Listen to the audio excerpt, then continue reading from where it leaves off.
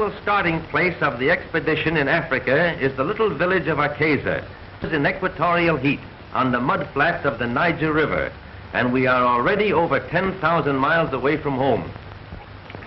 Adventurous missionaries, ivory traders, and elephant hunters have used this town as a jumping-off place many times before us, and signs of civilization are apparent.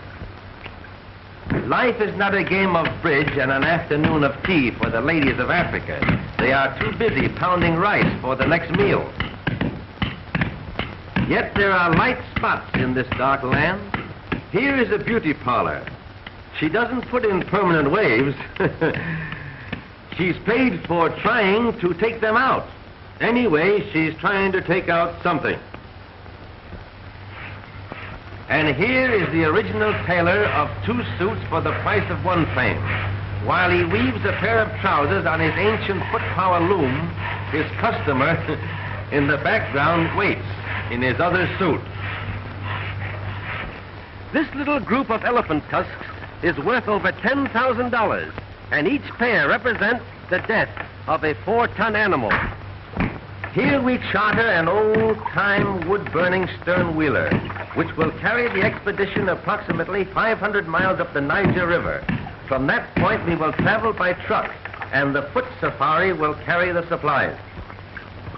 Hundreds of gallons of gasoline and oil for the truck must be transported and deposited at convenient points along our proposed route, in this manner or on the backs of our native quarters. We engage most of the town's population at 25 cents a day to chop wood for the boat and gather drift logs from along the riverbanks in their primitive canoes, which are hollowed out of a single tree.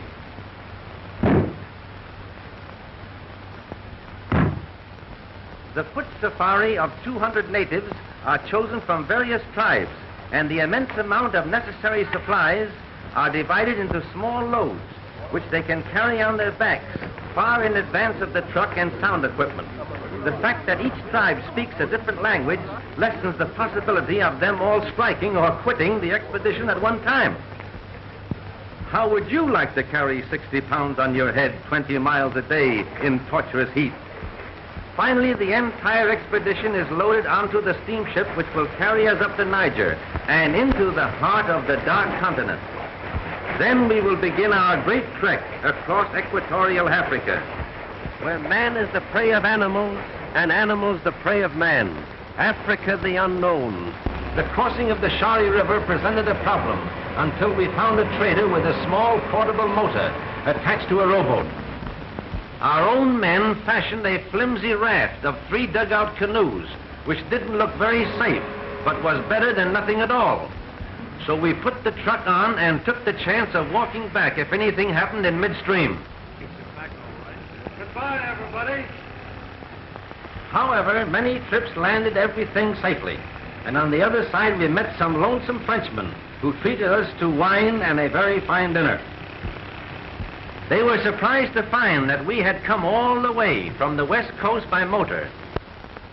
At last we arrive on the edge of the great Ituri forest, in which elephants, the largest of all animals, and pygmies, the smallest of men, are found.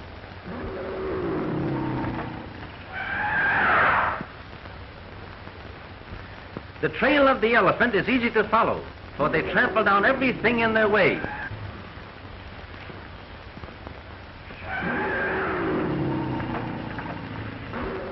Larger in size, but comparable in bulk to the rhino, elephants differ greatly in brains. They are the wise are the most stupid.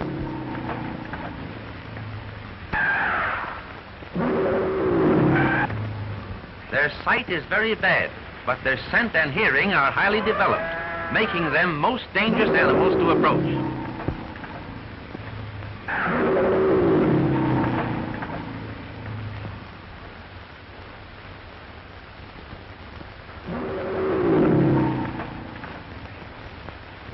A family like this are very loyal comrades. They have been known to carry a wounded pal away from danger, supporting his immense body between them at the risk of their own lives. The African elephant, unlike his Indian namesake, has never been successfully trained for the use of man.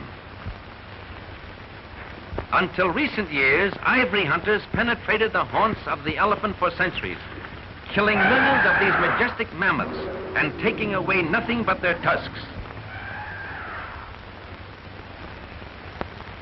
We had been unable to find a route through the dense forest to the pygmy village, so we seized this opportunity to bribe our way with salt, which necessity of life is very difficult for them to obtain. Boy! Kuja hapa! Kuja! Kuja hapa! Here you are. They love it.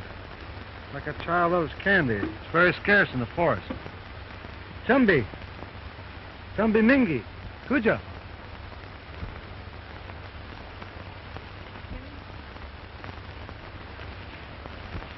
Chumbi guinea? Ife Minyara?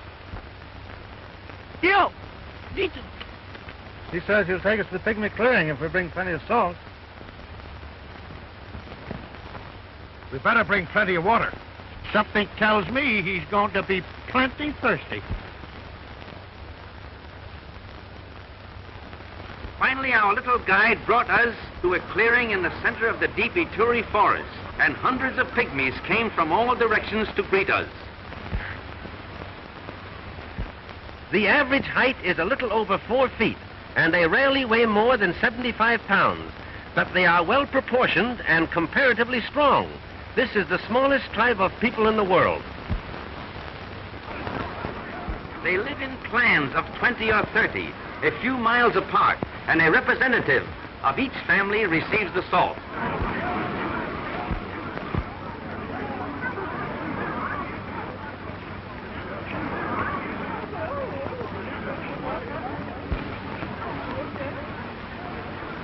The clan leaders are in turn ruled by a great king who occupies his throne through blood succession, just like the crowned heads of Europe.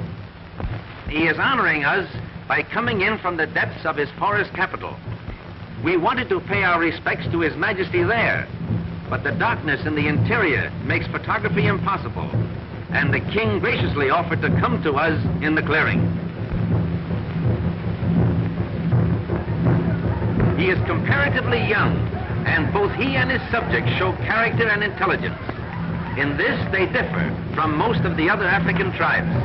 Besides supplying music for the dance, these great tom-toms boom out messages in a code similar to our telegraphy.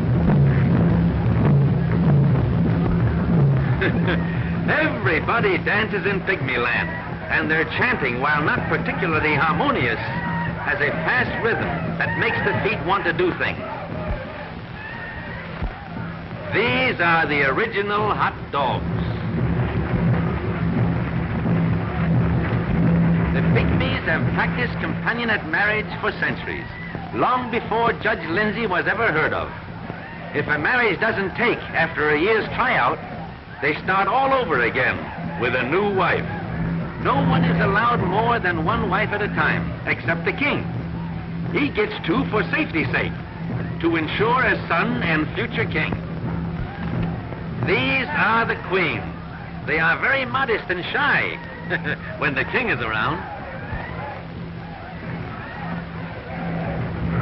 According to scientists who have made a study of the past history of this race, the pygmy is not really a Negro, and their faces certainly show a great similarity to nearly every other nationality in the world.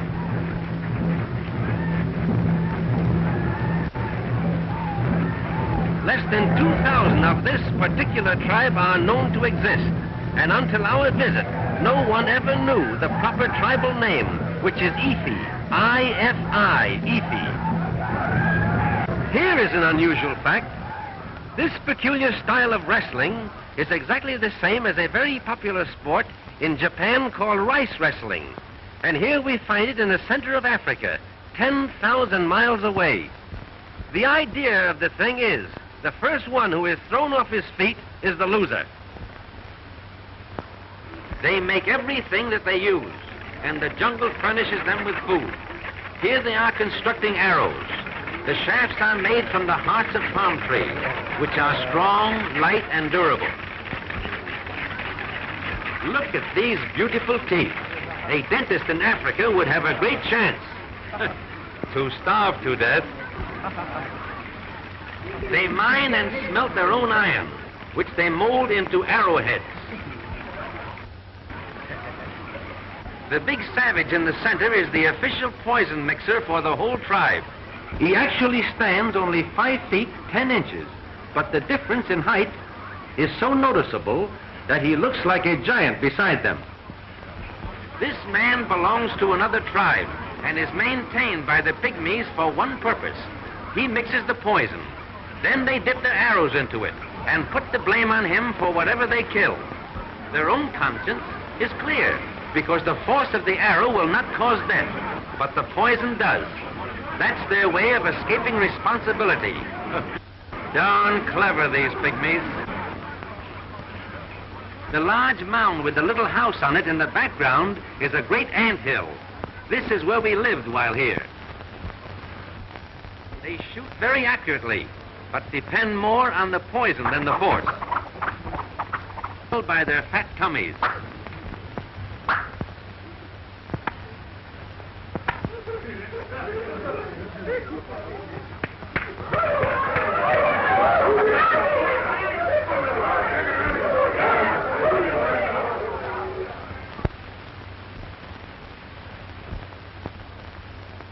But it is very hard to get close enough to photograph them. Any unusual noise on the sounds of every description. A cheetah slinks off, uttering his odd bird-like call.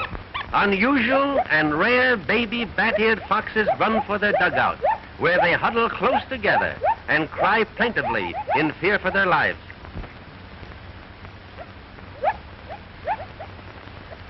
Even a herd of ostriches glide by. The huge pads on their feet muffle the sound, and they make great speed in their springy, strutting manner. It's like Mother Nature holds a grudge against the zebra. Its glaring stripes make it an outstanding target for beasts of prey in search of food. Almost powerless when attacked by a lion, but oh boy, they kick and bite viciously when bothered by other animals. Zebras in zoos over here rarely make any kind of a sound, but this shrill bark is common both day and night in Africa.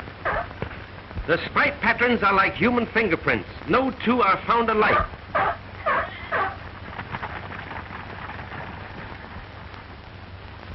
They are often found grazing in company with a herd of topi, which are similar to a large American deer. These two widely separated species often fight together against their common enemy, the lion. The ripples across the picture in the background are heat waves, for it is 130 in the shade, and we never found much of that. Not the least bit camera conscious, just a born actor. His relations are running out on him. I don't know whether he's calling his mother or his father, but I guess he wants his mama.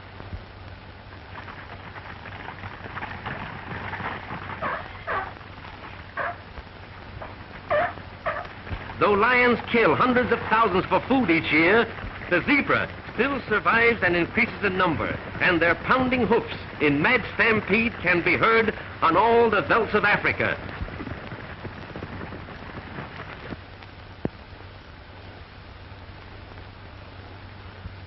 Oh, the original rubberneck. You can't get close to a giraffe without him seeing you, but their curiosity is stronger than their fear, and often they'll stand 100 yards away and gaze steadily down at you. They are natural-born reachers. They will drink every day if near water, but they can get along without it for weeks at a time, thereby making a monkey out of the camel. A full-grown giraffe is the tallest animal on the face of the earth, often standing nearly 16 feet high. Hunters rarely kill these harmless monsters, but the natives often do, for the hide makes a bullwhip 30 feet long without a break.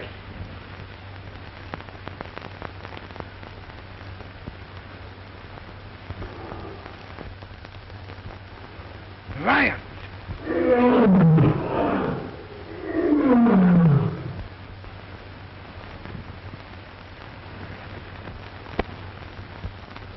But these two lions are stuffed with food and lazy. They're just looking for a shady place to snooze.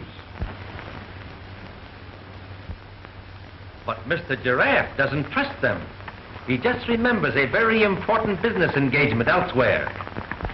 For such awkward bodies, they can make great speed, sometimes traveling as fast as 40 miles an hour. Our microphone registers only the hoofbeats. For giraffes, having no vocal cords, cannot utter a sound. They're just naturally dumb. But not quite as dumb as the yokel who first saw one in a circus and said, "There ain't no such animal."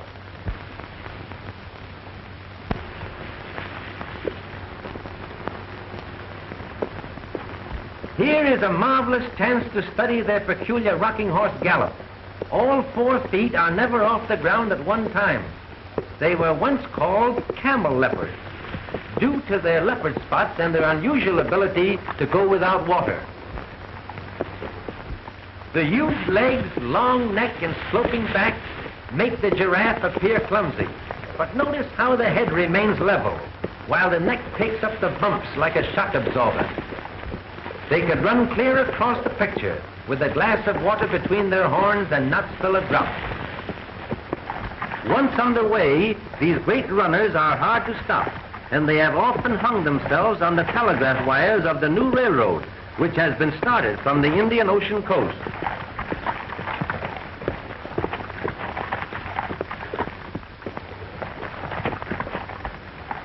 The little youngsters keep up with the old folks, even leading at times.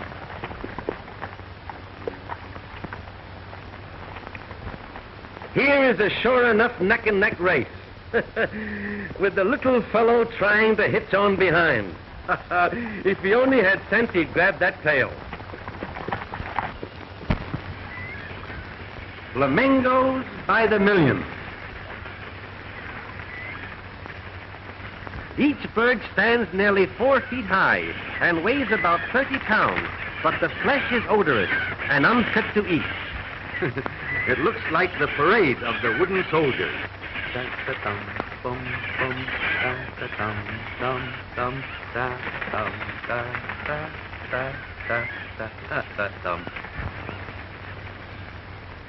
They appear to be floating, but in reality they are... It is an amazing sight to watch a flock numbering hundreds of thousands suddenly lift themselves into the air, so thick that they hide the sun. Thick is the reality of an artist's dream. A golden sun fades to a lovely pink in natural harmony with the color of the flamingo, that wing their way in vivid circles, but always within sight of the lake, which is their home in life and their grave in death.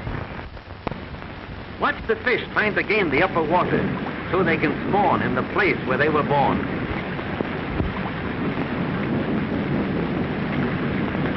Oh, how would you like to have that baby on your hook? 50 miles below the falls, the Nile spreads out into a flat, virgin wooded valley. Unusual trees such as this dot the shores, and in the interior, a short distance, are almost impassable papyrus swamps.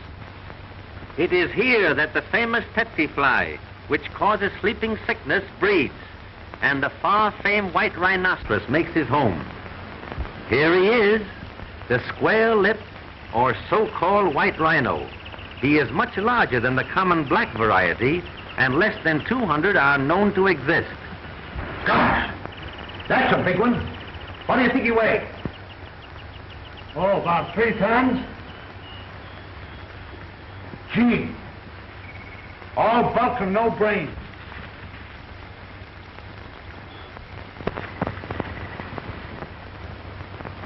Charming fellow. He'd like to make friends with you, in his own way.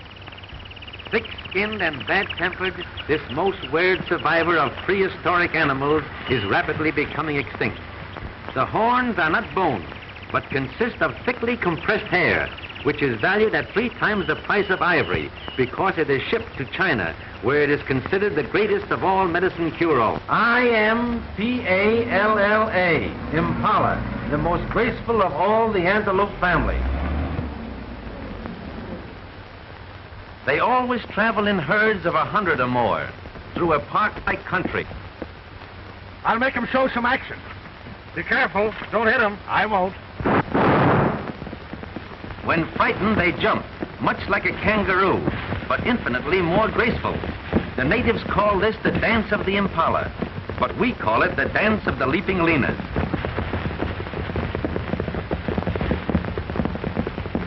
Look at that baby jump.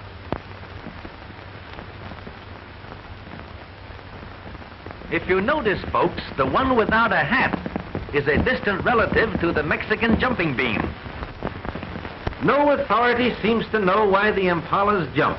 It's just another of those unexplainable mysteries of African animal life. When they stop, no amount of outside interference can stop them again.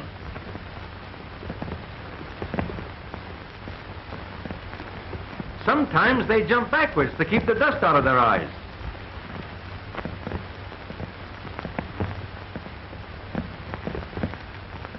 They almost seem to have wings as they literally glide through space. Their lithe bodies sail through the air for as much as 40 feet in a single jump, and 12 to 15 feet high, but sometimes higher in the spring.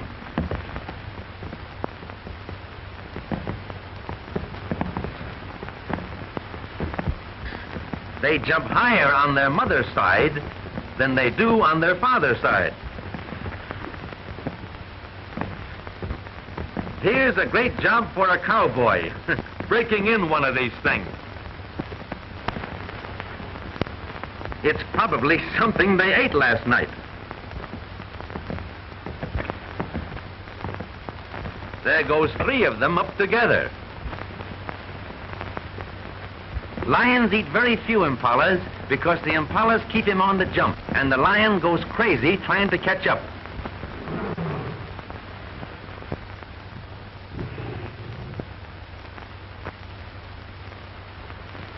Like a buffalo, they act like a cow and make a noise like a lion, all of which means that something went wrong somewhere. With their shaggy manes and heavy forequarters, they remind one of the American buffalo, but only at a distance, for they are much smaller. They always roam through fairly open country in great herds, and when the sun is in back of them, their white beards make them visible for miles. Though they have a placid cow-like expression, they will charge without notice, and fight together have been known to kill a lion. Dozens of them huddle under one small tree to escape the terrific heat, for shit is scarce.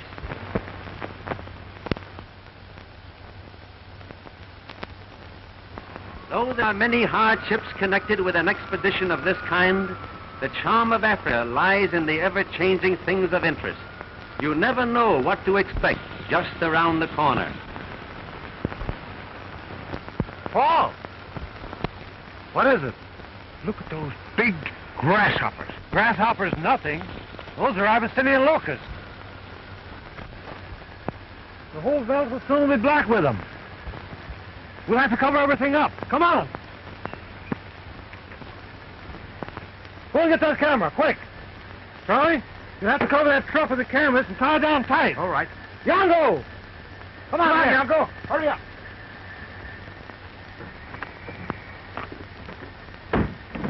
Get a hold of that crap, quick. Come on, pull it right down. Come on with that camera. I'll help them on the truck. Get over there, get this rope. Go on around there, Mickey. Hurry up. You got it? Tomorrow I will bring locusts unto thy coast, and they shall eat every tree which groweth for you out of the field. This tremendous swarm is just such a visitation of locusts as Moses called down to punish the wicked Pharaoh of Egypt 3,500 years ago. They'll be on us in a minute. Let's photograph them from the inside.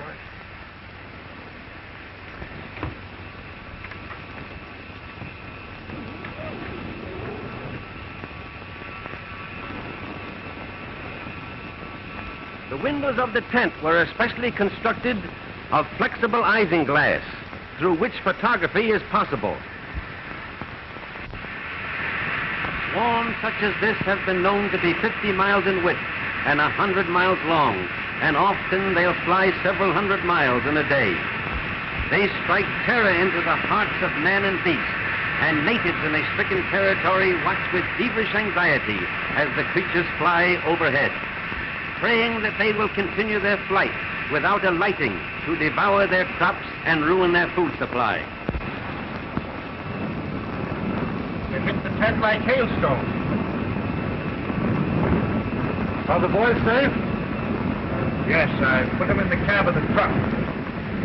Like an enormous storm of black flakes, they cover the earth in a ravenous horde, eating every bit of grass in their path. Every animal leaves the stricken area, and hundreds die in their frantic efforts to shake off the pest.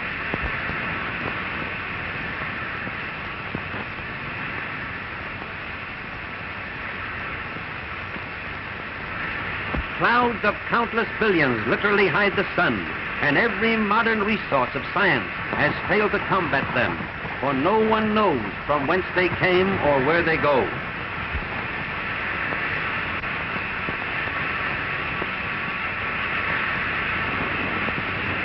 Hand of a higher power, the wildebeest know by instinct that the only way to escape disaster is by taking a course at right angles to the wind, because the locusts fly with the wind. It is estimated that there are about 60,000 locusts to the square yard, and a swarm such as this covers millions and millions of square yards. Unlike the Bible plague of old, the present plague is no respecter of race, creed, or country.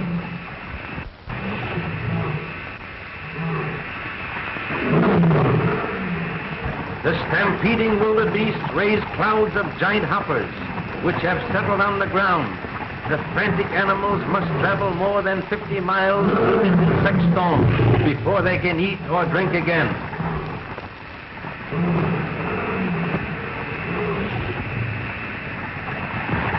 In the evening, they continue to come down from the sky in millions, settling on every bit of green vegetation in the countryside.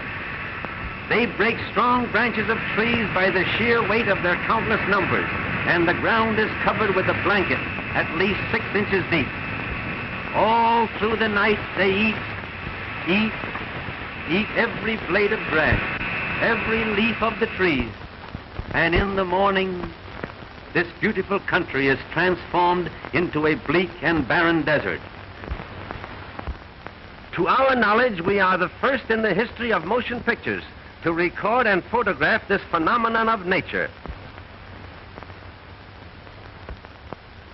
And Moses said, "For they covered the face of the whole earth, so that the land was darkened, and they did eat of every herb of the land, and all the fruit of the trees, and there remained not any green thing, either tree or herb of the field, through all the land."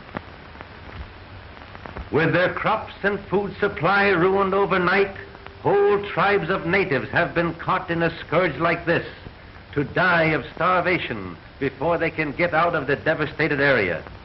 It was our good fortune that the truck contained sufficient food to carry us out of this ravaged country to our next supply station.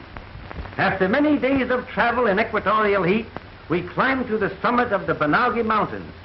Below is the Tanganyika Valley of Lions, and here among the tribe of Maasais, the most profound tragedy of the entire trip took place. And here in the shelter of a great rock, the Maasais build their manyatta, or thorn-enclosed village, which houses the old men, women, and children of this famous cattle-raising tribe. This manyatta is completely surrounded by an 8-foot wall of thorn bushes, with the cow-dung huts of the natives just inside the thorny circle. This peculiar construction is a protection against night-prowling lions. In the evening, the entrance gate is also plugged with the thorn bushes, and the cattle are herded into the center, where they are comparatively safe through the night of marauding lions in search of food. The whole assembly is only a temporary city, for when the grass is gone from the nearby fields, the entire tribe moves to a new location. A Maasai prizes his cattle rather more than his wives, and he has about the same number head of each. Both are traded in regularly, and the prices vary according to the supply and demand. The old chief told us the average price per maiden is 1 steer, 2 cows, and a keg of honey beer. Of course, second-hand wives are quoted at cut-rate prices. He said he was a good trader and trotted out his collection of female curios to prove it. It is the duty of the Maasai women to take good care of the calves as well as the children, and the chief apologized for those of his wives who were out helping the cows. The rest of them wouldn't come out. Some of the others were nursing calves, for this duty is just as important as the care of the children. Copper and iron wire form the principal adornments of the Maasai women, and their social standing is graded by the amount possessed.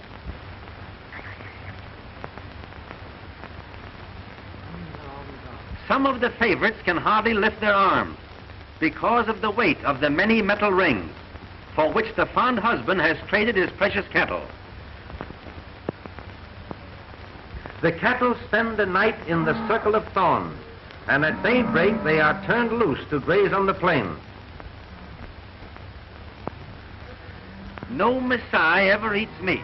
They live entirely on an atrocious curd made from milk and blood, both of which are drawn from the cows. Even in times of starvation and drought, they die by hundreds rather than eat the meat of the cattle, which they persist in treating as ornaments.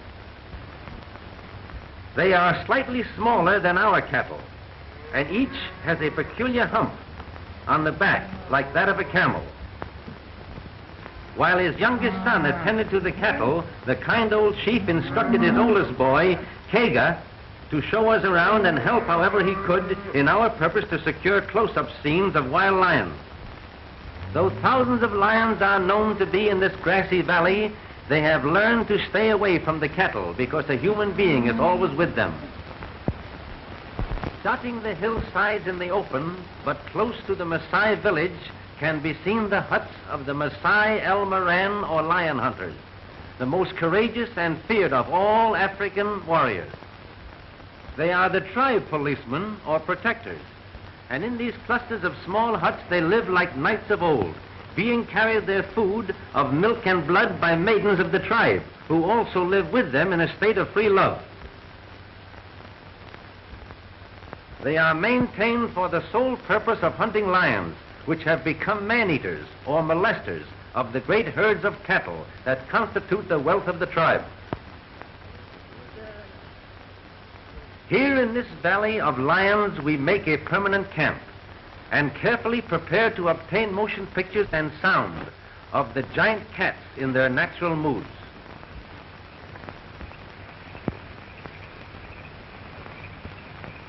You know, this reminds me of a duck blind back home. That's practically what it is, except that we're hiding a camera instead of a gun.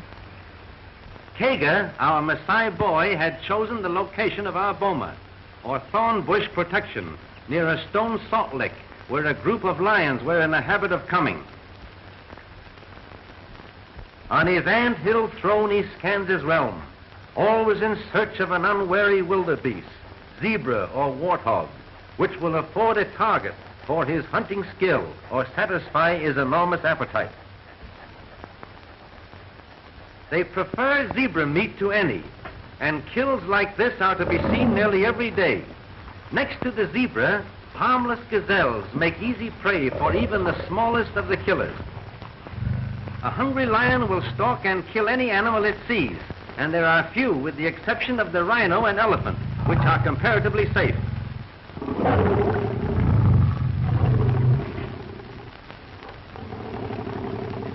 Truly the king of beasts, flesh-eating and blood-drinking, but now a picture for an artist's eye. Though she appears as gentle as a tabby cat, the female is more deadly than the male.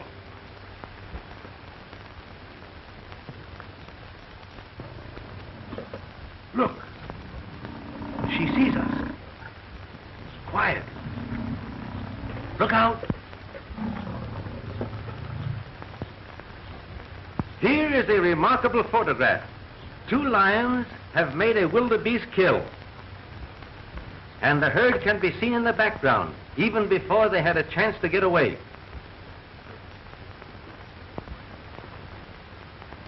Even at that, some of the best pictures escape our camera.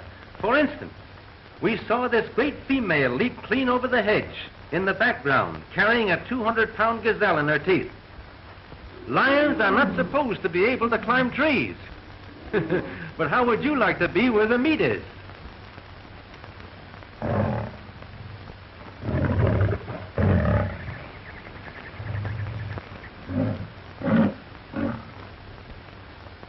The heat at all times is almost unbearable to both man and beast. In the middle of the day, when the sun is white hot, they huddle under scraggly trees for what little shade there is.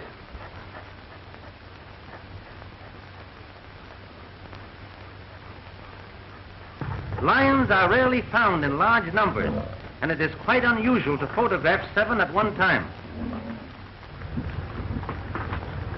At 3 months of age, the cubs cry for meat, and mother must provide. For these have not yet reached the age when they can make a kill of their own.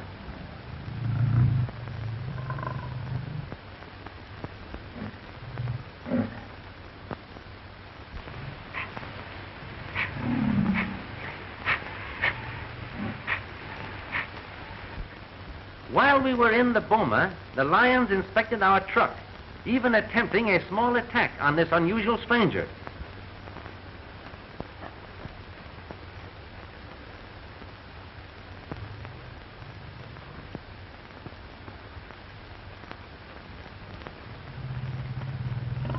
They tore off a spare tire and slyly took a little nibble at it. They seem much surprised when it doesn't bite back.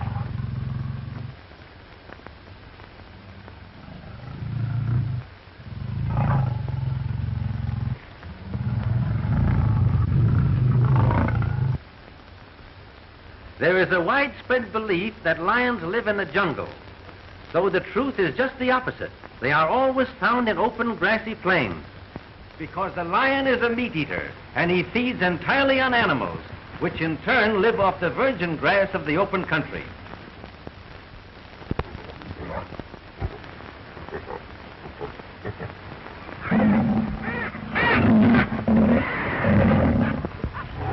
She carries this 200 pounds of dead weight like a house cat would a mouse. But lions never tease a victim. They break the neck instantly with a tremendous swipe of the paw and eat what they want almost immediately.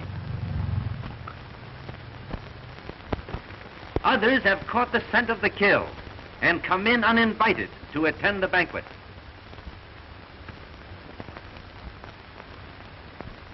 Shooting the prowlers of the plains with a camera is much more difficult than with a gun and brings one in closer contact with them.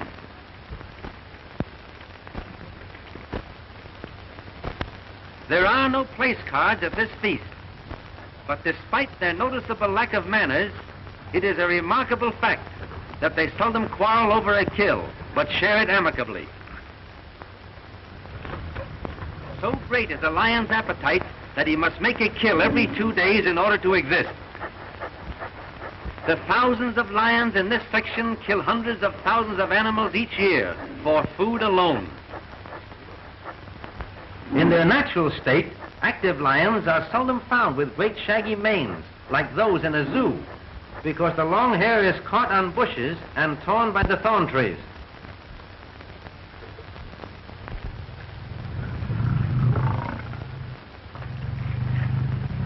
Trigger! Get rifles from motor car, quick!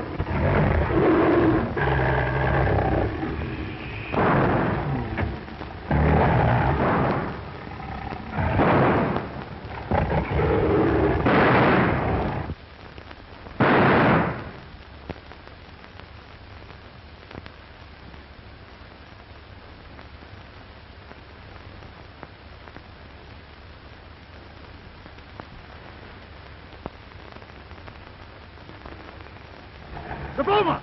Quick!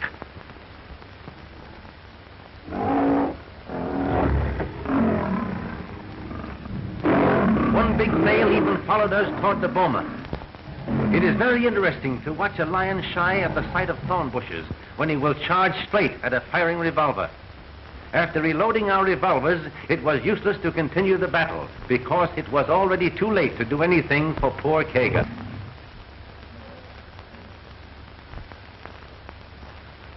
Handicapped as we were, with the rifles in the truck, we were forced to wait the rest of the afternoon for the lions to leave. Finally, 5 out of the 6, which were around us, trooped off behind the leader. Only one of the man-eaters remained at the kill. A flock of vultures awaited his departure, and behind them in the distance, a ring of cowardly hyenas also await turn.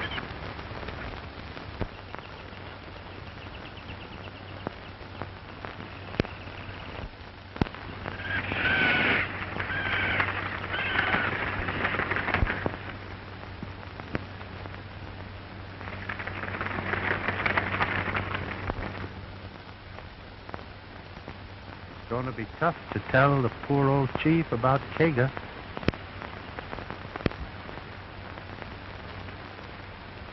Come on, let's go.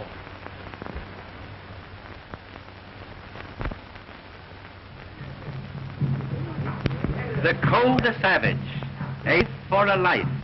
The council of the elders are meeting to decide which of the younger warriors shall be sent out after the lion. They have long been accustomed to kill with the spear, lions which are man-eaters or Malay cattle.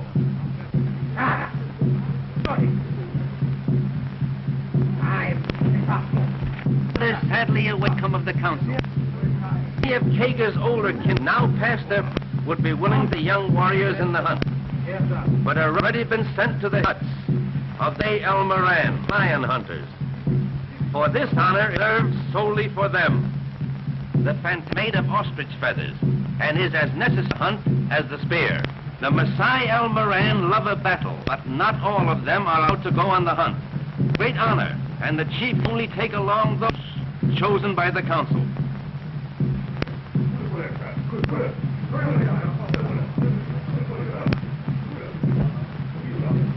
Most of the younger warriors wear headdresses made from the manes of the lion they have killed. All their lives they have lived foods, blood, milk, and water, and they are as fit as lions they hunt, cruel and fearless. They let us come along to photograph the hunt, only on our solemn promise not to shoot the lion.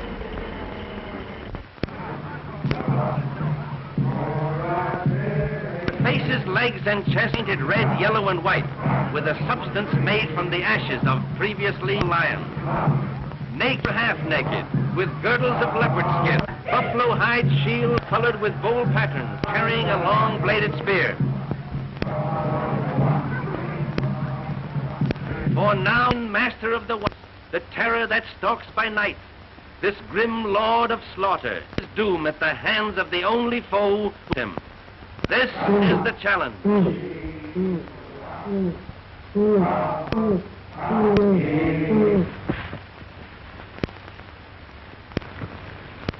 They in unison, the sun, and own fierce singing builds up a furious wrath at the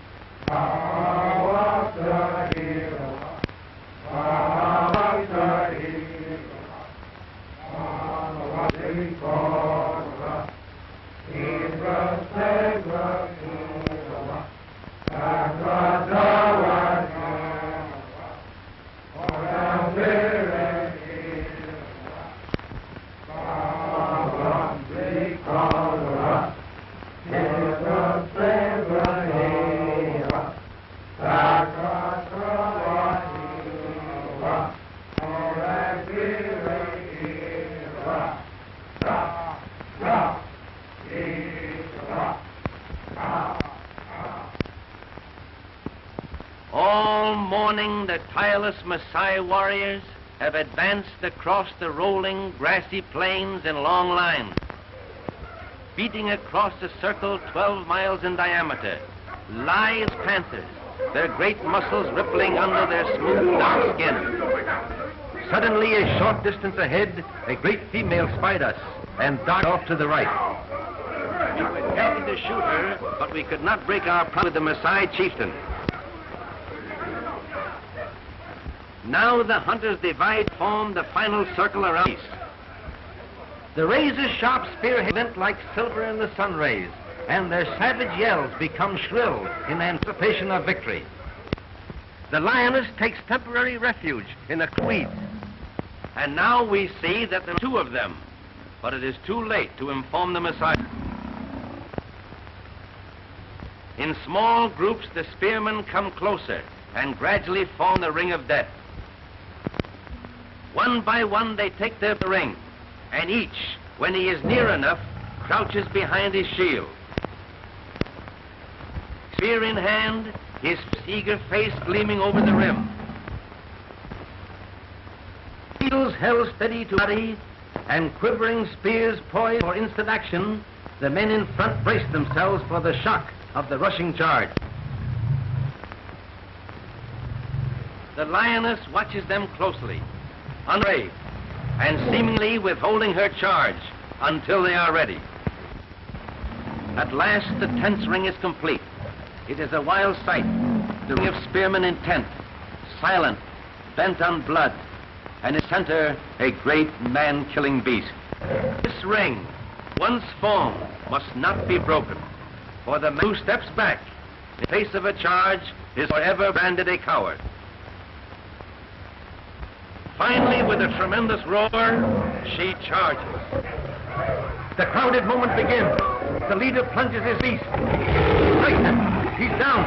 His shield protects him. He's up again. Not a man's back. Certain spears drive clear to the ferocious beast. Look out! There's another! It's the male, fighting to protect his own.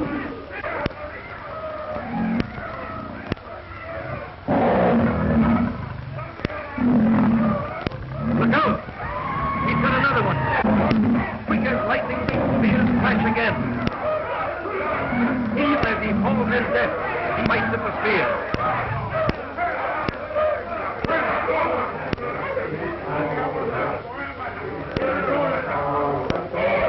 The first half-dozen spears have done the work, and Kega is avenged.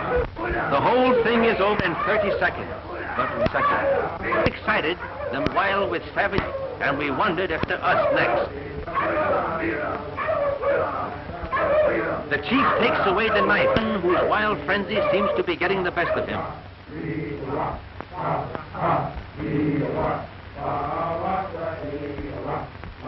Strange to say, the victors appear unhappy over their victory, for the lion is symbol to them of everything great, and they worship his power with deep respect. Finally, the end of this day of thrills is the Maasai tribute to their fallen foe. Reverently, they move the carcass of the lion on another spot than that on which it died.